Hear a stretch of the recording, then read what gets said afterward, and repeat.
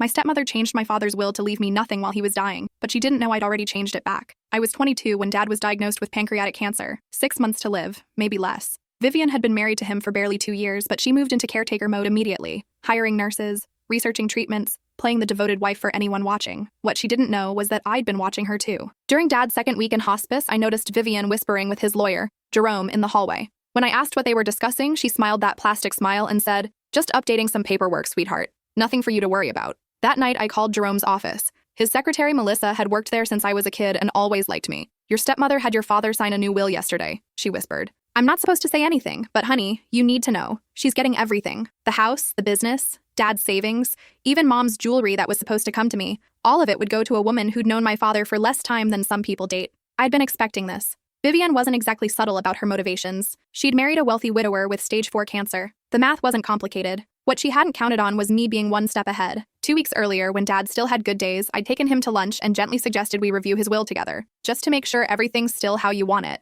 I'd said. Dad was sharper than Vivian realized. He'd already started suspecting her motives. That afternoon, we'd driven to Jerome's office. Dad had dictated a new will, leaving everything to me with one key provision. If anything happened to the original document, a backup copy would be stored with a different law firm across town. The backup was with Reynolds and Associates. Their senior partner, Patricia, had been Mom's college roommate. Now, watching Vivian play the grieving wife while Dad slipped away, I said nothing. Let her think she'd won. Dad passed on a Tuesday morning. Vivian cried beautifully at the funeral, accepting condolences like the devoted widow she was pretending to be. 3 days later, Jerome called us both to his office for the reading of the will. Vivian sat primly in her black dress, tissues ready, playing her part perfectly. I sat quietly, watching her performance. Jerome cleared his throat and began reading. Dad's house, his business, his accounts. Everything went to his loving wife, Vivian. She dabbed her eyes and squeezed my hand. "I promise I'll take care of everything your father built," she whispered. "Actually," I said, pulling an envelope from my purse, "there's something you should see." Jerome frowned as I handed him the document. His face went white as he read. "What is that?" Vivian asked, her voice suddenly sharp. "The real will," I replied. "Dated 3 days before the one you had Dad sign. Apparently backup copies exist when someone tries to change a dying man's wishes." The color drained from Vivian's face. She lunged for the document, but Jerome pulled it away. "This appears to be legitimate," he said slowly. "And if it predates the will we just read, then Vivian gets nothing," I finished. "Exactly what she deserves." That's when Vivian started screaming. Not the refined widow act anymore. Pure rage. She called me names that would make a sailor blush and threatened to contest everything in court. "Good luck," I said, standing to leave. "Oh, and Vivian, you might want to start packing. The house belongs to me now." I thought that was the end of it. I was wrong. 2 days later, I found the threatening note slipped under my door. 5 words that made my blood run cold. "This isn't over, you bitch." But it wasn't Vivian's handwriting. The paper was cream-colored, expensive. The letters were written in black ink with a fountain pen. Elegant, masculine script that looked like it belonged on wedding invitations. Vivian used cheap ballpoint pens and had the handwriting of a frantic chicken. Someone else was involved. I called Detective Brandon Hayes, a family friend who'd known Dad since high school. When he arrived at my apartment, his expression turned grim as he examined the note. "Any idea who might have written this?" he asked, photographing it from multiple angles. "Someone with money," I said. "Look at that paper quality. And the penmanship. That's private school education right there." Brandon nodded. "We'll run it for prints. But I doubt they were careless enough to leave any. This looks planned." That night, I couldn't sleep. Every shadow seemed threatening. Every creak in the old building made me jump. I'd installed new locks after finding the note, but whoever delivered it had managed to slip it under my door without triggering the motion sensor in the hallway. They'd been watching, learning my schedule. The next morning brought answers I wasn't prepared for. My phone buzzed with a text from an unknown number. "Coffee shop on 5th Street. 1 hour. Come alone or the police get photos that will ruin your little inheritance scheme." My hands shook as I read it again. Photos of what? The coffee shop was busy enough that I felt safe but quiet enough for conversation. I ordered a latte and sat in the corner booth watching the door. At exactly 1 hour, a man in his 50s walked in, tall, silver-haired, wearing a $1,000 suit. He scanned the room, made eye contact with me, and smiled. I knew that smile. I'd seen it in photos on Dad's desk for years. Christopher Blackwell, Dad's former business partner. He slid into the booth across from me, ordering nothing. His presence filled the space like expensive cologne, overwhelming and artificial. "Hello, Rebecca," he said. My name sounded dirty coming from his mouth. "What do you want, Christopher?" His smile widened. "Straight to business." "I like that. Your father always said you were sharp. Before or after you screwed him out of half his company?" The smile faltered for just a moment. Dad had told me the story years ago, how Christopher had manipulated contracts, hidden assets, and forced Dad out of the construction business they'd built together. Dad had been too trusting to fight back properly. He'd walked away with a settlement that was barely 20% of what his share was worth. "Ancient history," Christopher said, waving a dismissive hand. "We're here to discuss your recent inheritance issues." "You mean the inheritance that legally belongs to me?" "Legally, yes. But morally?" He pulled out his phone and slid it across the table. "I think you'll find this interesting." The screen showed a photo of Dad and me at Reynolds and Associates. We were walking out of the building, and Dad looked confused, disoriented. The timestamp showed it was taken the day we'd signed the backup will. Your father was heavily medicated that day, Christopher said. Pain medication, anxiety medication, sleeping pills. His oncologist's records show he wasn't capable of making sound legal decisions for weeks before his death. My stomach dropped. How did you get medical records? I have friends in many places. The question is,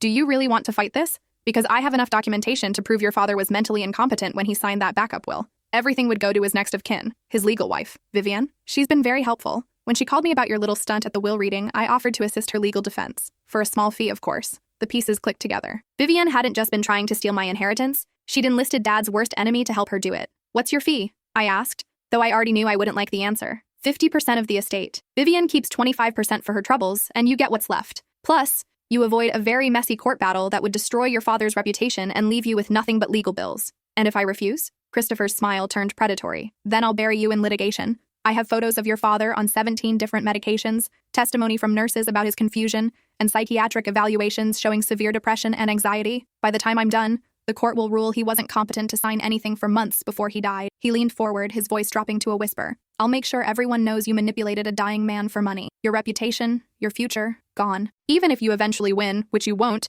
you'll spend years in court and hundreds of thousands in legal fees. I stared at the photo on his phone. Dad did look confused that day. He'd been having a rough week, and I'd had to help him with basic tasks. But he'd been lucid when we discussed the will, completely clear about his intentions. I need time to think about this. You have 24 hours, Christopher said, standing. After that, I filed a competency challenge, and things get very unpleasant for you. As he walked away, I noticed the fountain pen clipped to his jacket pocket. Black ink, expensive, the same pen that had written the threatening note. That evening, I sat in Dad's study, now legally mine, trying to think of a way out. The room still smelled like his aftershave and old books. His desk was exactly as he'd left it, covered with medical bills and business papers. I was looking through his files when I found it. A folder labeled Blackwell Industries Private. Inside were documents I'd never seen before. Contracts, financial statements, correspondence, and photographs. Christopher Blackwell shaking hands with city officials. Christopher handing envelopes to building inspectors. Christopher meeting with known crime family associates at expensive restaurants. Dad had been investigating him. The deeper I dug, the clearer it became. For years after their partnership dissolved, Dad had been quietly gathering evidence of Christopher's illegal activities. Bribery, tax evasion, connections to organized crime, unsafe building practices that had resulted in injuries and deaths. There was enough here to destroy Christopher completely. At the bottom of the folder was a letter addressed to me, dated just 2 weeks before Dad's death. Rebecca, if you're reading this, it means I'm gone and you've discovered what I've been working on. Christopher Blackwell destroyed our business and nearly destroyed our family. I've spent 8 years gathering proof of his crimes, but I was too sick to see it through. I'm trusting you to finish what I started. The evidence is all here. Give it to the authorities and make sure he pays for what he's done. Don't let him hurt anyone else the way he hurt us. Love, Dad. P.S. Watch out for Vivian. I'm starting to suspect she didn't find me by accident. My hands trembled as I read the postscript again. What did Dad mean? I pulled out my laptop and started researching. It took 3 hours of digging through social media, public records, and archived news articles. But I found the connection. Vivian hadn't been a random woman who happened to fall in love with a wealthy widower. She'd been Christopher's secretary for 6 years before meeting my father. The timeline was damning. She'd left Christopher's employment exactly 2 months before she'd accidentally bumped into Dad at the grocery store and struck up a conversation. She'd orchestrated the entire relationship. Dad had been right to be suspicious.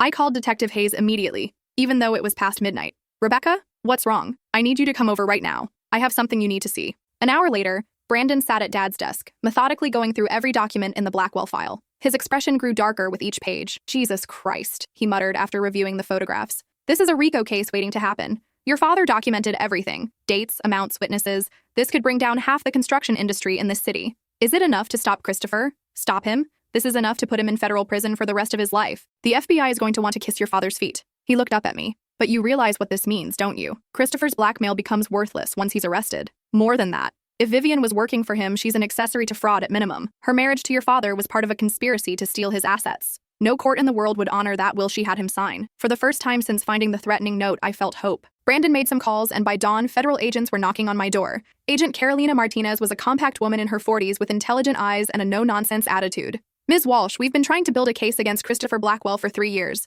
Your father's evidence is exactly what we needed. Over the next 6 hours, I walked them through everything. The will, the backup, Christopher's blackmail attempt, Vivian's deception. They photographed every document, took detailed statements, and assured me they'd have warrants by the end of the day. What about the 24-hour deadline? I asked. Agent Martinez smiled grimly. Mr. Blackwell won't be in a position to make any more threats after tonight. At 6 a.m. the next morning, simultaneous raids hit Christopher's home, office, and construction sites. The local news showed him being led away in handcuffs, his expensive suit wrinkled, his silver hair disheveled. The charges were staggering: racketeering, bribery, tax evasion, mail fraud, conspiracy, and about a dozen others I couldn't pronounce. Vivian was arrested an hour later at her hotel. The charges against her included conspiracy to commit fraud, elder abuse, and forgery. The fake tears she'd perfected during Dad's illness didn't impress the federal agents, but the most satisfying moment came when I got to make a phone call. "Jerome, this is Rebecca Walsh. I need you to do something for me." "Of course, dear. Anything." "Cancel the meeting with Christopher Blackwell's lawyers. There won't be any competency challenge to Dad's will." "Oh? Did you reach a settlement?" "You could say that.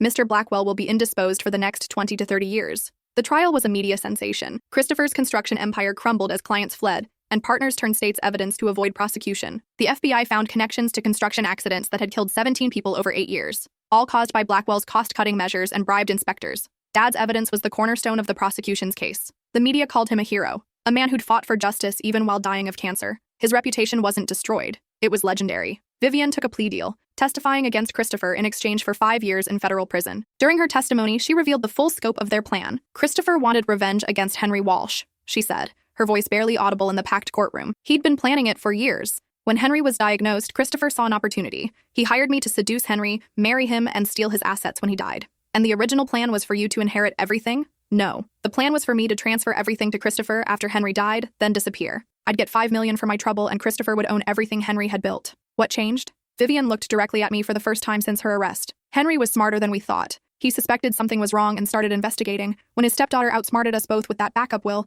Christopher decided to try intimidation instead. The intimidation charges added another 5 years to Christopher's sentence. The foreman read the verdict on a Tuesday morning in March. Guilty on all counts. Christopher Blackwell was sentenced to 43 years in federal prison. He'd be 97 when he got out, assuming he lived that long. As they led him away, he looked back at me with pure hatred. I smiled and waved. The civil suits came next. Families of the people killed in Christopher's unsafe buildings sued his estate for wrongful death. The federal government seized his assets for unpaid taxes and criminal restitution. By the time the lawyers finished picking over the bones, Christopher Blackwell's construction empire was worth exactly nothing. Vivian got out of prison after serving 3 years of her 5-year sentence. I heard she moved back to her hometown in Ohio and works at a dry cleaner now. She's forbidden from contacting me under the terms of her parole. But the story doesn't end there. 6 months after Christopher's conviction, I was cleaning out the last of Dad's personal papers when I found something I'd missed before. Hidden in the spine of an old accounting ledger was a USB drive. The files on it were encrypted, but I managed to crack the password: Mom's maiden name plus Dad's birthday. What I found inside changed everything I thought I knew about my family. Dad hadn't just been investigating Christopher's crimes.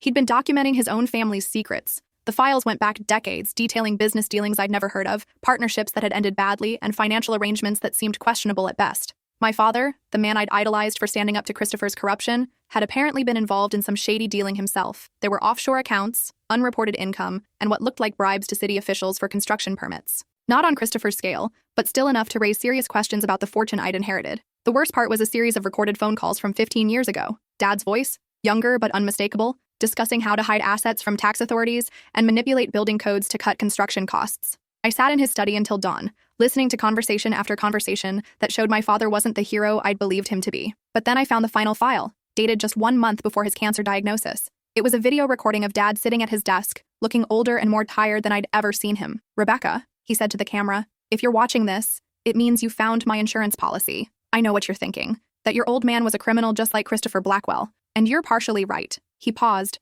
running his hands through his hair. 20 years ago, I made choices I'm not proud of. Christopher and I were building an empire, and we cut corners, bent rules, and hurt people in the process. I told myself it was just business, that everyone did it. I was wrong. Dad looked directly into the camera, his eyes filled with regret. The difference between Christopher and me is that I stopped. When I saw what we were becoming, when I realized innocent people were getting hurt, I tried to get out. That's why Christopher destroyed our partnership. Not out of greed, but out of anger that I wouldn't continue enabling his corruption. He held up a thick folder. Everything I did wrong is documented here. Every bribe, every shortcut, every choice that violated my conscience. I've spent the last 15 years trying to make amends. The Children's Hospital wing, that was built with money I should have paid in taxes 20 years ago. The scholarship fund in your mother's name, that's restitution for families who lost homes due to my shoddy construction. Dad's voice cracked slightly. I'm not asking for forgiveness, sweetheart. I'm asking you to learn from my mistakes. The money you're inheriting, it's clean now. I've spent years making sure of that. But the choice of what to do with it is yours. The video ended with Dad placing the folder in a safe I'd never known existed, hidden behind a false panel in his bookshelf. I found the safe and the folder. Inside were receipts,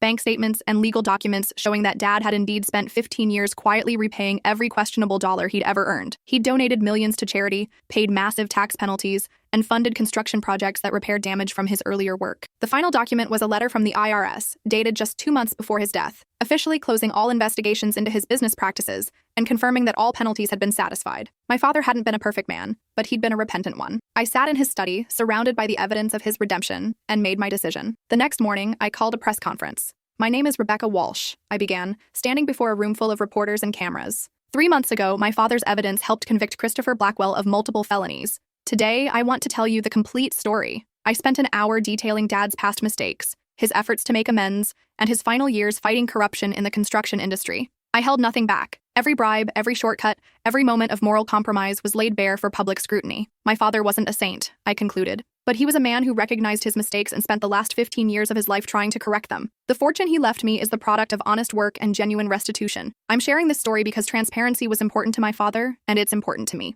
The media response was mixed. Some criticized Dad's past behavior, others praised his redemption, but most agreed that his courage in exposing Christopher's crimes overshadowed his earlier mistakes. More importantly, 3 more construction companies were investigated based on information from Dad's files. 2 were shut down for safety violations, and their owners were charged with criminal negligence. Dad's legacy became complicated but ultimately positive, a cautionary tale about the corruption that plagued the construction industry, and proof that people could change for the better. I used half of my inheritance to establish the Henry Walsh Foundation for Construction Safety, funding building inspections and safety training programs. The other half I kept, along with Dad's house and legitimate business interests. A year later, I was reviewing foundation applications in Dad's study when I received an unexpected visitor. Detective Hayes knocked on the door, holding an envelope. "This came to the station addressed to you," he said. "It's from the federal prison where Christopher Blackwell is serving his sentence." My hands shook as I opened it. Inside was a single sheet of prison stationery, covered in Christopher's elegant handwriting. "Rebecca, I have nothing but time now to think about the choices that brought me here. 43 years is a long sentence for a man my age. Longer than I have left, most likely. I want you to know that I don't blame you for my downfall.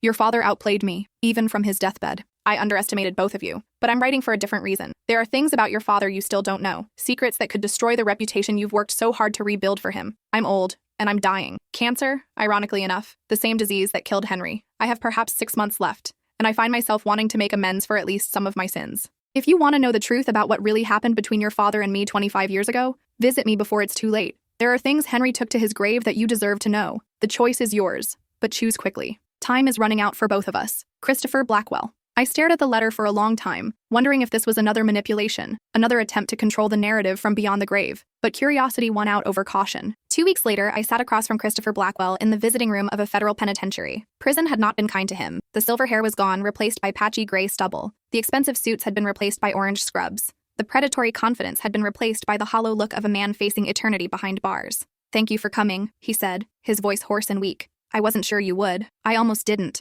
What do you want?" He smiled sadly. "To tell you about your father, the real Henry, not the saint you'd him out to be. I already know about his past mistake. I found his files. Those files don't tell the whole Christopher forward. Know how your father, you were college. That's what every—" Christopher glanced around the visiting room, then continued. "We met in juvenile detention. I was 16, Henry was 17. We were both serving time for robbery." My world tilted. Dad had never mentioned being arrested as a teenager. "Henry never told you about Detroit, did he? About his life before he moved here?" "Detroit?" I whispered. Dad had always said he grew up in Michigan, but had never been specific about where. "Henry Walsh wasn't even his real name," Christopher continued. "He was born Henry Kowalski, the son of a factory worker, who died in an industrial accident when Henry was 14. He changed his name when he moved here to start fresh." I felt sick. Everything I thought I knew about my father was built on lies. "Why are you telling me this?" I asked. "Because despite everything that happened between us, Henry was my friend once. My only real friend. And friends don't let friends' children live in ignorance." Christopher reached into his shirt pocket and pulled out a worn photograph. It showed 2 teenagers in detention center uniforms, arms around each other's shoulders, smiling at the camera.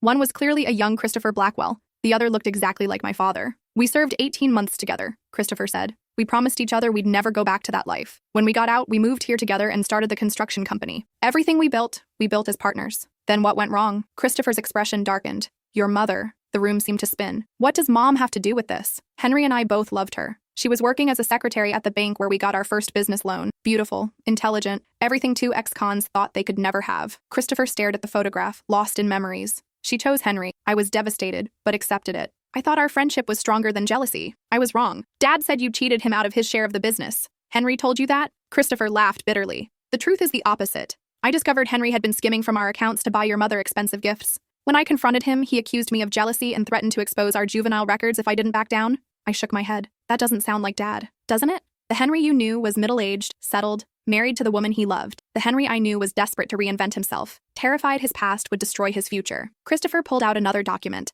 a bank statement from 25 years ago showing a series of unauthorized withdrawals from their business account. $500,000, he said. Taken over 6 months to pay for your mother's engagement ring, the down payment on your family home, and the honeymoon in Europe. Money that should have gone to paying our workers and buying materials. The evidence was damning, but I couldn't accept it. Even if that's true, it doesn't justify what you did later. The corruption, the deaths. You're right, Christopher interrupted. Nothing justifies what I became. When Henry destroyed our partnership and took the woman I loved, something broke inside me. I decided if he could lie and steal to get what he wanted, so could I. He leaned back in his chair, looking exhausted. I spent 30 years trying to destroy the man who destroyed me. I bribed officials, cut safety corners, hurt innocent people, all in pursuit of revenge against Henry Walsh. And in the end, it was his daughter who brought me down. Christopher looked at me with something that might have been respect. Your father raised you well, despite his flaws. You have his intelligence, but also something he lacked. Genuine moral courage. You exposed corruption because it was right, not because it served your interests. Is that everything? I asked. Is that why you wanted me here? To tell me my father was a thief and a liar? No, Christopher said quietly. I wanted you here to tell you that despite everything, Henry Walsh was a good man who made bad choices. He loved your mother more than life itself, and he loved you even more than that.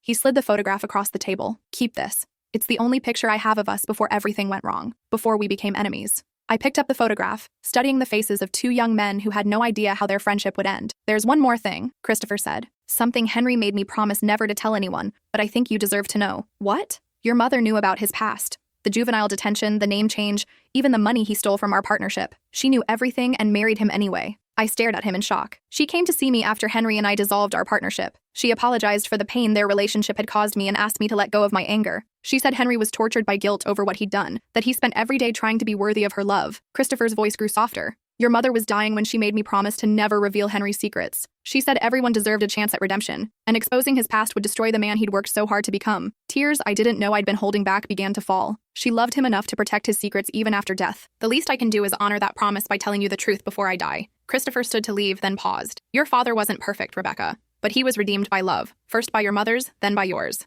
Don't let my bitterness poison that legacy. 6 months later, Christopher Blackwell died in the prison medical facility. Cancer, as he'd predicted. He left behind no family, no friends, and a reputation as one of the most corrupt businessmen in the city's history. But he'd also left me with the truth about my father. Complicated, painful, but ultimately liberating. I spent months processing everything Christopher had told me. I hired private investigators to verify his claims, and unfortunately, most of them checked out. Dad had indeed changed his name, served time in juvenile detention, and embezzled money from their partnership. But I also discovered something Christopher hadn't mentioned. After stealing the money, Dad had secretly repaid every penny with interest over the following 5 years. Bank records showed regular deposits into an account that had been set up to benefit their former employees. He'd made a mistake, recognized it, and spent years making amends. The revelation didn't diminish my love for Dad. It made me understand him better. He'd been a flawed man trying to become someone worthy of the love he'd been given. On the anniversary of his death, I stood at Dad's grave with the photograph Christopher had given me. I placed it gently on the headstone, next to the flowers I'd brought. I know who you really were now, I said quietly. All of it, the good and the bad.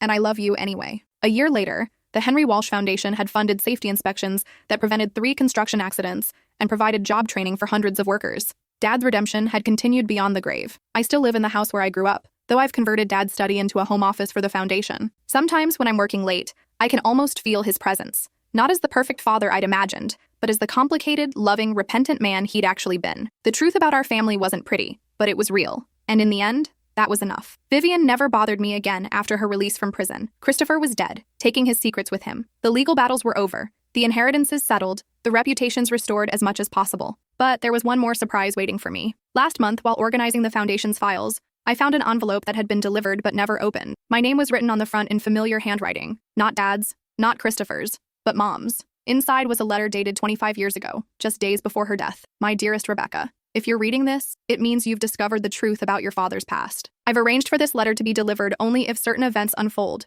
events that would reveal Henry's secrets to the world. I want you to know that I never regretted loving your father, even after learning about his mistakes. We all have chapters in our story we'd rather rewrite, but it's how we respond to our failures that defines us. Henry spent our entire marriage trying to become the man he thought I deserved. He never understood that I fell in love with him not despite his flaws, but because of how hard he worked to overcome them. I'm dying, sweetheart, and I won't be there to guide you through the complex moral questions that life will present. But I can offer you this wisdom. Love is not about perfection. It's about choosing to see the best in people while accepting their worst. Your father is a good man who made bad choices, Christopher is a wounded man who let his pain poison his soul. Vivian is a lost woman who traded her integrity for security. None of them are entirely heroes or villains. They're human beings struggling with the weight of their decisions. Judge them if you must, but also try to understand them. The capacity for both great good and great evil exists in all of us. Be better than your father and I were. Be honest about your mistakes, generous with your forgiveness, and courageous in your convictions. The world needs people who can admit when they're wrong and fight for what's right. All my love, Mom. I read the letter 3 times, tears streaming down my face. Even from beyond the grave, Mom was still teaching me about love and forgiveness. That night, I made a decision that would have shocked everyone who knew the story of my father and Christopher Blackwell. I visited Christopher's grave. It was a small, unmarked plot in the prison cemetery, distinguished only by a simple stone bearing his name and dates of birth and death. No flowers, no visitors, no evidence that anyone mourned his passing. I placed a single white rose on his grave and spoke the words I'd never thought I'd say. I forgive you, Christopher. You were wrong about so many things, but you were right about one. Everyone deserves a chance at redemption, even if they don't take it. The wind picked up as I turned to leave, rustling the leaves on the nearby trees. For just a moment, I could swear I heard Dad's voice on the breeze, saying the words he'd always said when I did something that made him proud. That's my girl. 3 years have passed since Christopher's death, and the Henry Walsh Foundation continues to grow. We've prevented dozens of construction accidents, funded safety training for thousands of workers, and lobbied for stronger building codes across the state. But the most meaningful work we do is smaller, more personal. We help families dealing with corruption and fraud in the construction industry. We provide legal aid for people who can't afford to fight powerful corporations. We support children whose parents were injured or killed due to unsafe building practices. Every family we help is a small redemption, a way of healing the wounds that my father's generation inflicted on the world. I'm 32 now, married to a man who knew the whole story before he proposed and loves me anyway. We have a daughter who bears my mother's name and, I hope, her capacity for forgiveness. Sometimes people ask me how I can live with the knowledge of my father's past mistakes, how I can honor a man who wasn't the hero I thought he was. The answer is simple. He wasn't a hero, but he was my father. He loved me enough to spend his life trying to become worthy of that love. He made terrible choices and then spent decades making amends for them. That's not a perfect legacy, but it's a human one. And in the end, that's all any of us can hope for. The chance to recognize our mistakes, learn from them, and try to leave the world a little better than we found it. Dad did that in his complicated, imperfect way. And now it's my turn to carry that work forward. The Foundation's motto, etched in brass on the wall of our office, comes from something Dad wrote in his final journal entry. The measure of a life is not the mistakes we make, but what we do to repair the damage they cause. I think he'd be proud of what we've built on the foundation of his redemption. I know Mom would be, and that's enough. That's everything. The story of my inheritance wasn't just about money or property. It was about inheriting the complexity of human nature, the burden of family secrets, and the responsibility to do better than the generation that came before. It's a legacy I'm honored to carry, flaws and all.